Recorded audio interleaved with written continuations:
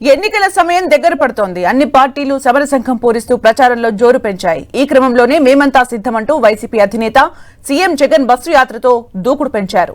మరోసారి అధికారమే లక్ష్యంగా వ్యూహాలు రచిస్తూ ఎన్నికల క్షేత్రంలో దూసుకుపోతున్నారు.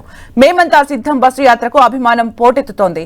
పల్లె పల్లెలో సీఎం జగన్ కు మహిళలు, వృద్ధులు, యువతీ యువకులు, ఉద్యోగ కార్మిక సంఘాల నాయకుల నుంచి సీఎం జగన్ బస్సు యాత్రకు విశేష స్పందన లభిస్తోంది.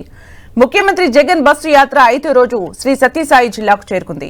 భారీ జన ప్రవాహం మధ్య బస్సు యాత్ర కొనసాగింది. మేమంతా సిద్ధమంటూ సీఎం జగన్ కు అడుగడుగున జనం నీరాజనాలు పలికారు. అంతకుముందు ముదిగుబ్బలో మండుటెండలోనూ సీఎం వైఎస్ జగన్ కు ప్రజలు అపూర్వ స్వాగతం పలికారు. కాలే ఎండను సైతం లెక్క చేయకుండా గజమాలతో ముఖ్యమంత్రికి స్వాగతం పలికారు. ముదిగుబ్బలో బస్సుపై నుంచి ప్రజలకు అభివాదం చేస్తూ జగన్ ముందుకు కదిలారు. సంజీవపురం మెయిన్ రోడ్లోనూ బస్సుపైన పార్టీ శ్రేణులకు అభివాదం చేస్తూ జగన్ ముందుకు సాగారు. వైసీపీ జెండాలు, జై జగన్ నినాదాలతో ఆయన ర్యాలీ సాగింది.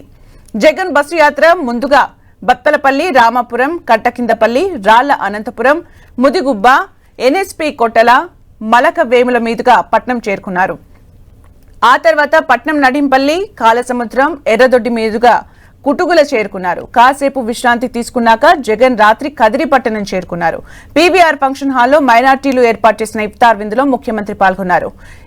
ఇక్కడి నుంచి జగన్ చిత్తూరు జిల్లా చికటిమినిపల్లెకు చేరుకుని అక్కడే బస చేయనున్నారు.